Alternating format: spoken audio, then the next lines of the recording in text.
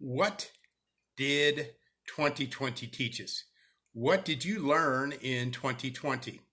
I learned a lot of things about agility and innovation, but the one thing that I learned that I practiced the most starting about in early spring of this year is a very important question. What does this make possible? What does this make possible? I noticed a number of leaders who were extremely agile and extremely innovative and did very well and made many changes during this year. They kept asking, rather than feeling limited, rather than feeling cheated, or rather than being worried about using new resources, they kept asking the question, what does this make possible? For example, I have a number of online friends who are business entrepreneurs. They're online business entrepreneurs. And not only did they survive, they thrived. And I don't mean a plus 10% or plus 15% in revenue. I'm saying their businesses doubled, tripled, quadrupled.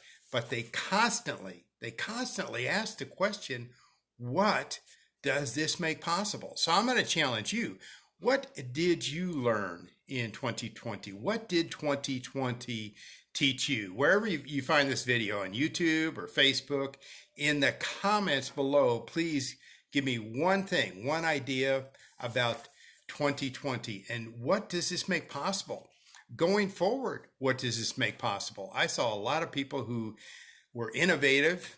They innovated, they were agile, and they took advantage of technology. They realized that live streaming video really matters. I tried to train some people in 2016 to use a live streaming video, and they were very hesitant. No, actually, they were stuck and frozen. Ask this question again and again. It was just a great learning tool for me, and I really enjoyed watching some leaders that lead from the front, leaders that lead by example, leaders who lead by serving, and leaders who, leaders eat last because they lead by serving. They lead from the front and they lead by example, and they keep asking. Instead of complaining about what they cannot do, they kept asking this question, what does this make possible? By the way, this is Alvin Weiss, and I'm the Weiss Guy.